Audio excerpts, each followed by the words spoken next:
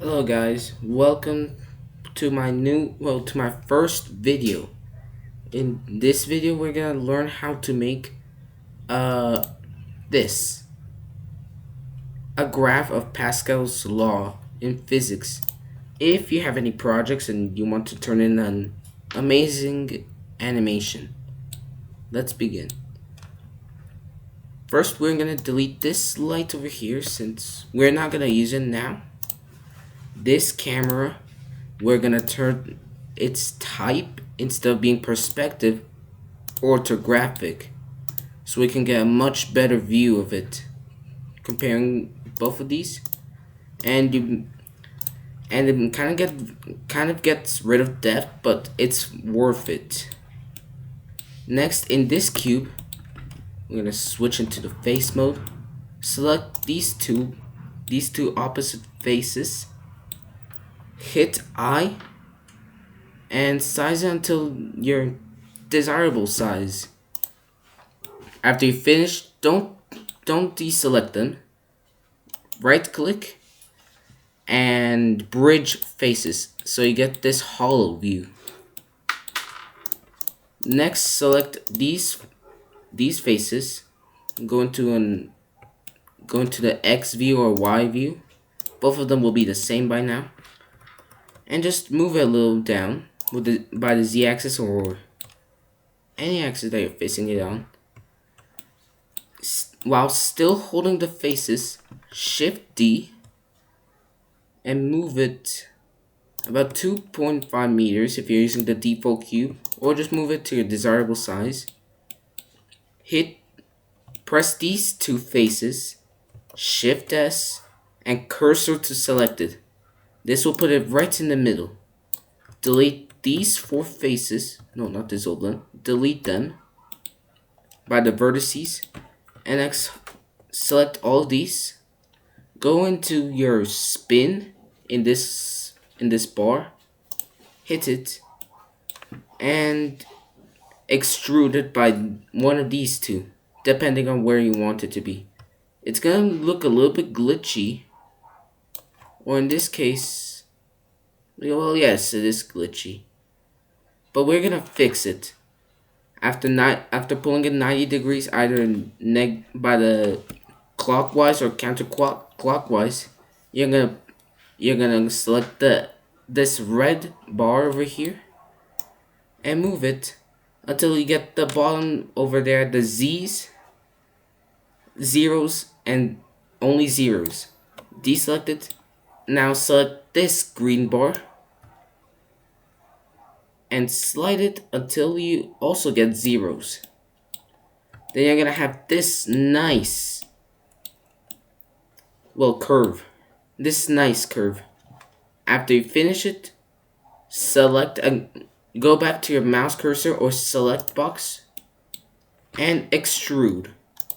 It could be in whatever axis, but in this case I'm using the X axis, so extrude it until the desirable way. After you've done it, we're gonna scale it a little bit because, well, no, not really. We're gonna scale it over here. So same process. In this case, you can just select this one and choose your desirable size. Same thing. Shift S and then 2 to put the cursor in between all of these. Select all four faces. Go back into the spin. And until you hit 90 degrees in here. About here. And next, in this case, since I've done it in the y-axis, since I've done it clockwise from the top view, I will use this green bar, and same process until we hit all zeros using the green and red bar. Alright, here it is. Once it's done, we're gonna select back the the select box, and hit this tiny button. Or you can use the shortcut, which is O. This is going to activate proportional sizes. Then what you're going to do, scale it a little. Increase the size of this sphere, which is going to be the range of what is being affected. In this case, I'm just going to scale it twice its size. And if you look and if you see that anything looks out of place, hit Ctrl Z and scale it once again. It might be due to the area that you're selecting. After you get your favorable sizes, hit E to extrude. It can be all the way where your beginner circle is. Well, your starting point is at. And after you finish scaling this, don't forget to deactivate the proportional editing. That way you won't stretch faces intentionally. Once you've done all of that, go to the modifiers section, subdivision surface, and until wherever you want it. It can be up to 3. Next we hit shade auto smooth. And well, if you look over here, it looks all bumpy. We can fix all that by selecting the top faces over here and hitting Shift E. This is also going to round them, but eliminate those bumps. After you've done all of that, hit Control A or the apply over here in this tiny button, and you'll have the graph. But if we look at our reference image, it's like sliced at the half of it. So what are we gonna do? We're gonna put the cursor back into the world origin, and by doing that, Shift S and 1 using the numpad or the numbers on top. After you've done that,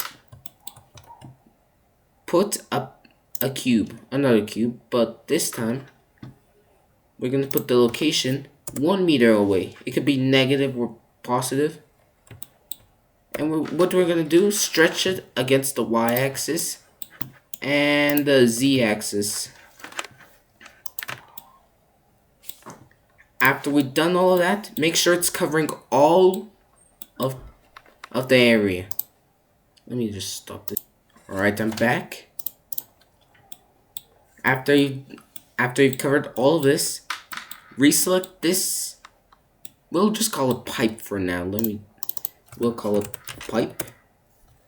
Go into the modifiers, search Boolean. And next, use this eyedropper on the object selection, and hit the cube. Well, this ginormous wall.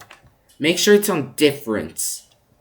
After you've done it, Control A or the little button and apply.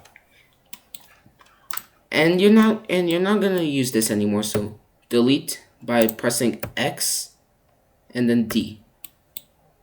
And then you're gonna get this clear view.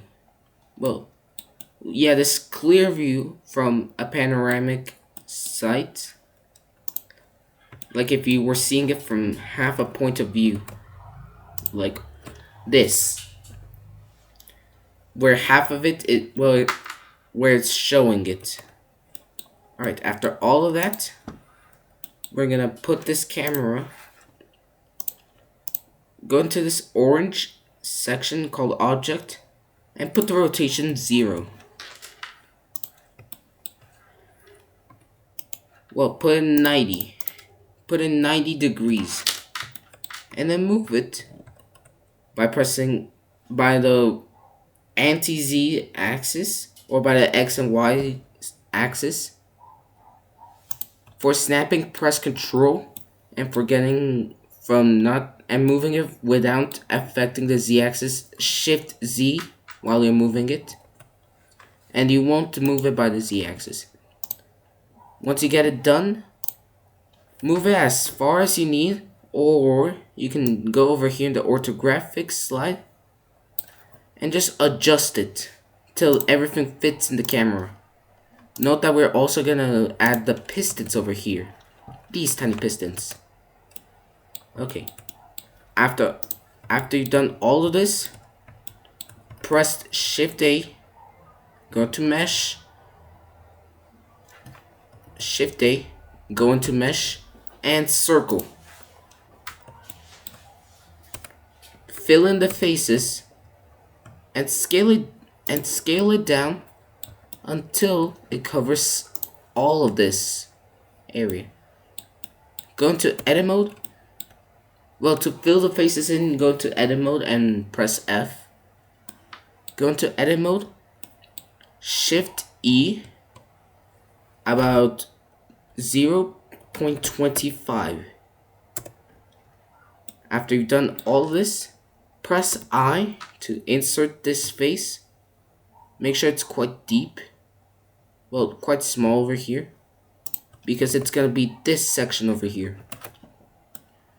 Let me just delete the depth because I don't want some. And next, after all of this, well, after doing this, press E and extrude it up. Now, this one is optional, but if you want to make a little base for it, press E, right click to put it at its starting point. Next, press S and scale it as big as you need. After you've done all this, well, after you've done this, press E and extrude it. I'm gonna extrude about 0.25 meters. Once you've done all of this, it's gonna look kind of like this. To fix these edges, we're gonna go to the modifiers, subdivision surface. Now you might look that it looks off, but we'll do the same thing that we did over here in the edges over here in this cube. Select the two faces that we want to fix, Shift E, and then just flatten them out, as well as on the opposite side. To select all the faces instead of doing all this, we're gonna Shift, Alt, and left click.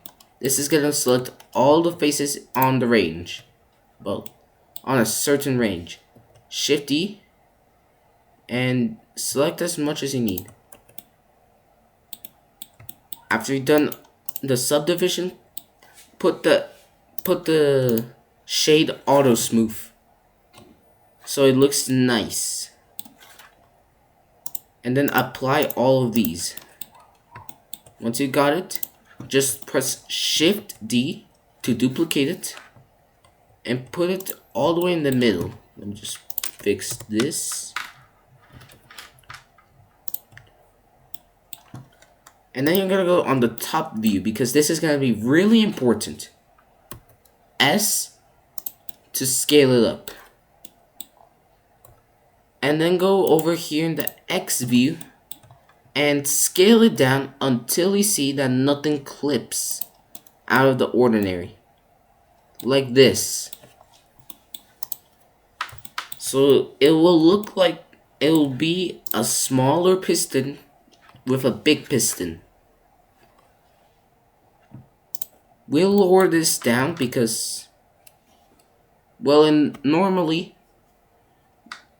one will be in its resting pose, and the other will be at the very top, with all the liquid expanded onto the other side, and it'll be the same for the other side.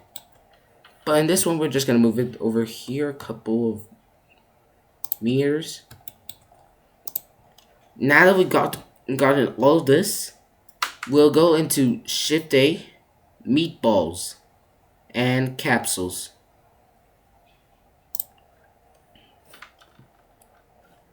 So you're gonna see that it looks like this, but we can fix this. Press R for rotating it, and Y to lock into this axis. After you've done this, Scale it down until it fits the diameter of this. Adjust it to this piston. Make sure it's clipping a little so it can look flat. Set origin to 3D cursor. You're gonna see that's gonna be on the very top. Well, slightly. But if you want it to be at the very top, hit Control and the tiny dot next to your shift key.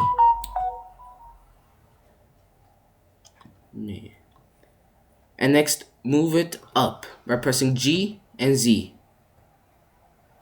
Move it all the way to the top. This is gonna be really important. One sec. Alright, I'm back, guys. Alright.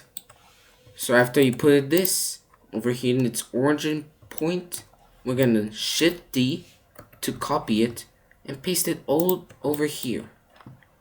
We're gonna press the the S key, and next Shift Z to extrude it along the X and Y axis, because we want it to be kind of over here at this level.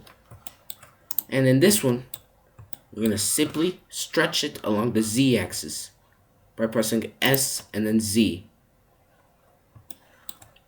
After you've done all of this, press Shift A, and then we're gonna go again into another meatball as a capsule. Rotate it 90 degrees, and next adjust it to the size of this. After you've done this, rotate it a little by the X-axis by about 20 degrees or depending. And then make sure it's connected by here. Shift Z over and over. 1 second. Alright, I'm back. So after we finish duplicating all of these and scaling them to the right size, it's just gonna take a moment.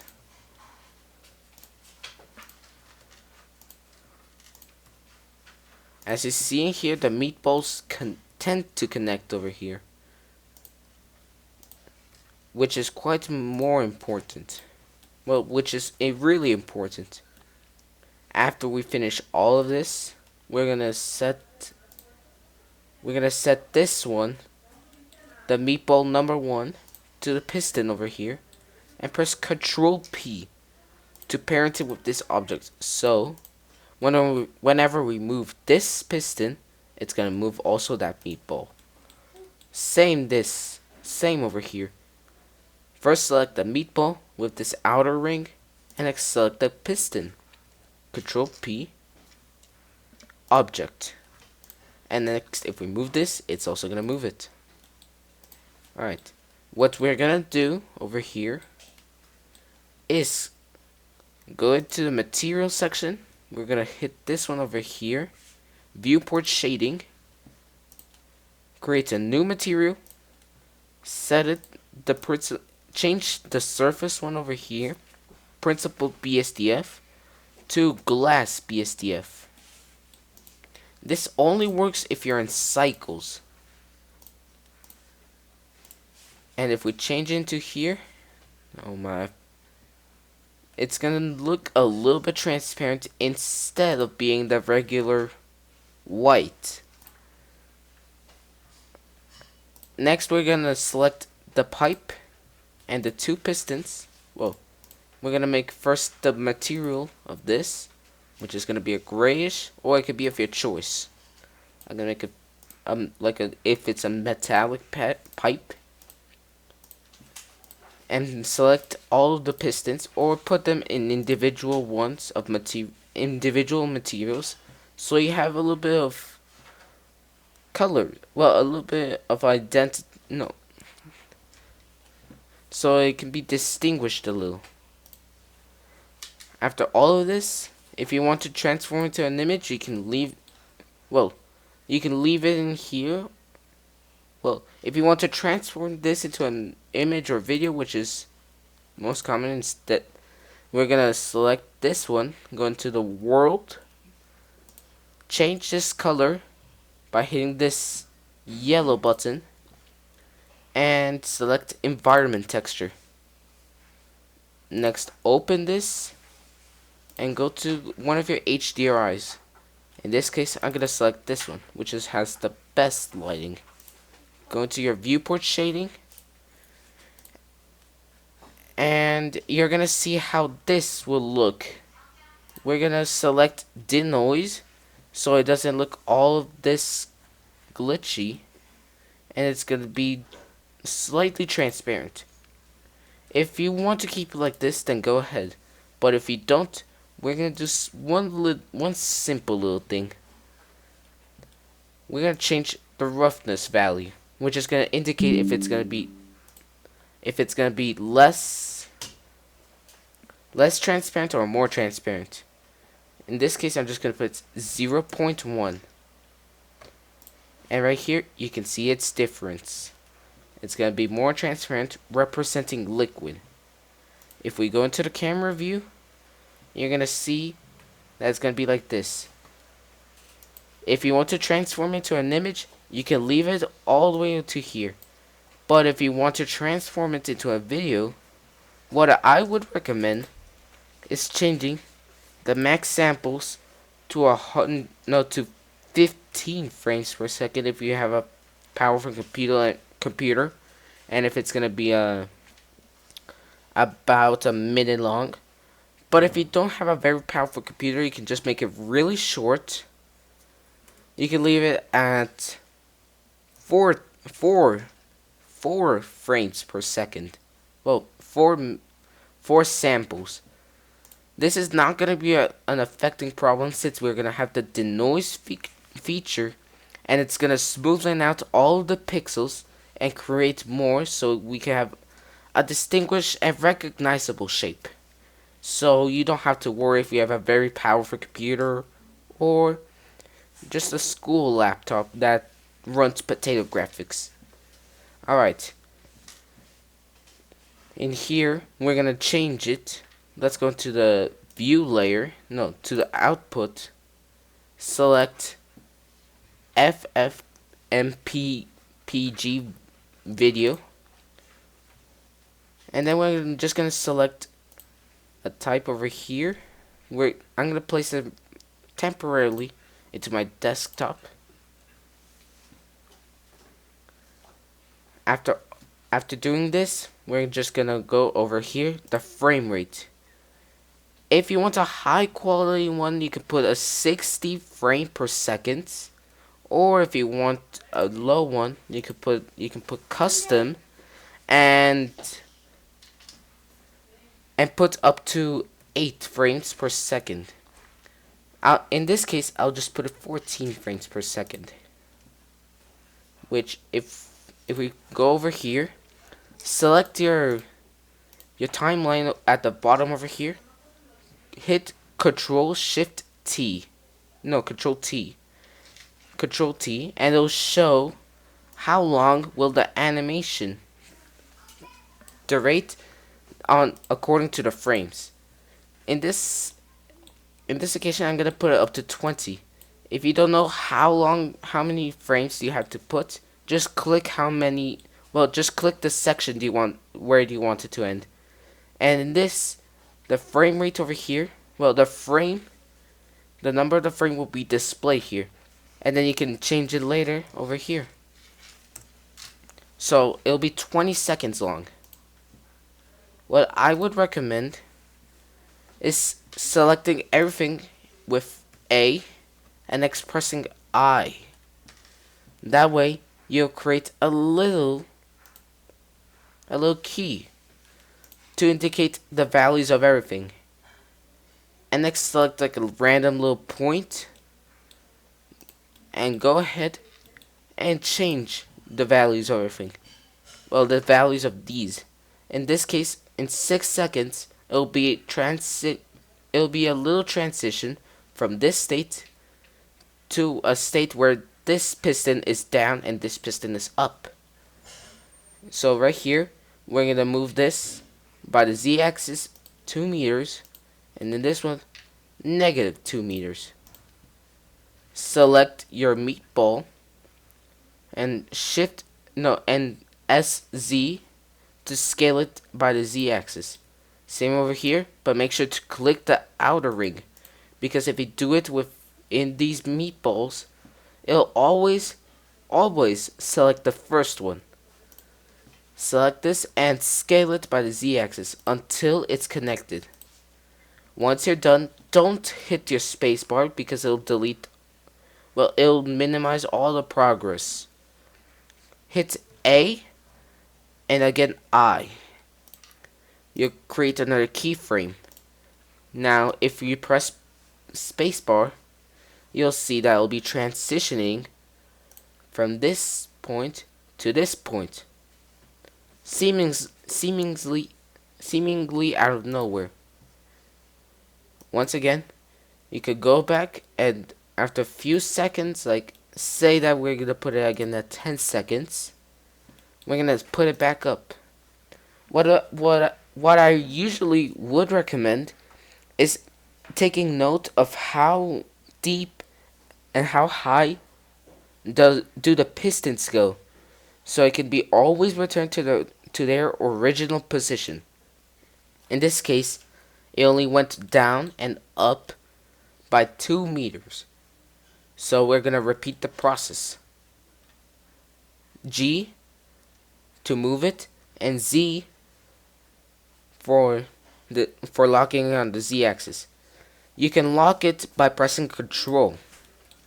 After this, select your meatball, S to scale it, and Z to lock in that certain axis. And then this one, we're going to move it down by G and Z. And next, scale it down so it can be like this. After done it, A and I. Repeat this process over and over, and you'll have the sequence of this animated.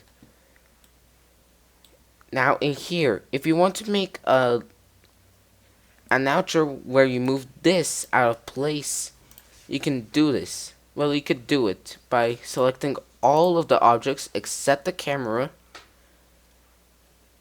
Well, and also selecting the how long is it gonna be. For me, it's gonna be about 10 seconds.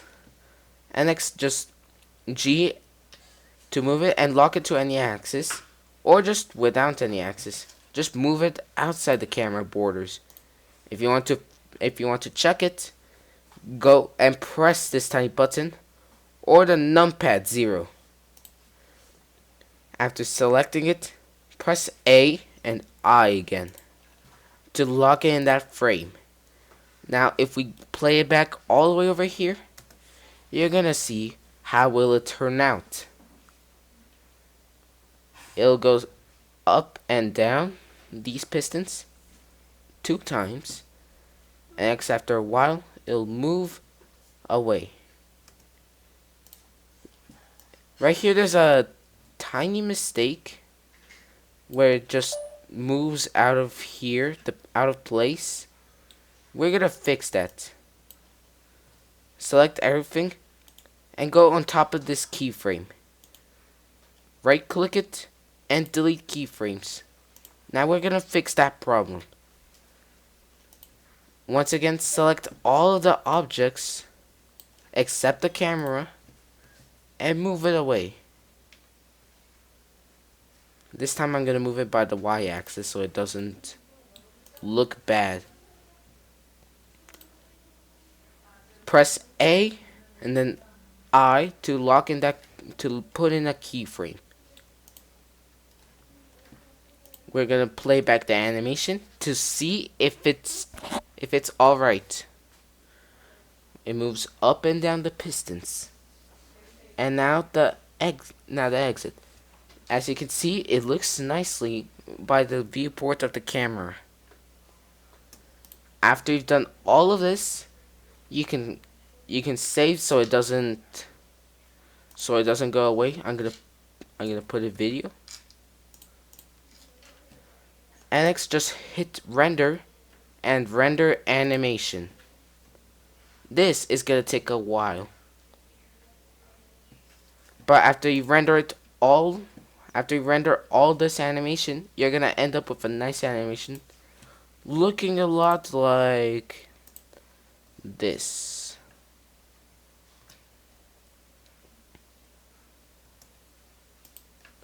Oh, hold up a second. Well, it's gonna look nice, but since I'm working in a alright, let me put it 500 so it can work nice. There we go. No, it works. It's worse. But you'll end up with a nice animation where the pipe and everything around it looks nice and good. The pipes are metallic or to your choice, and this can easily be represented as a liquid. And that's all. Hope you liked this video. See you next time.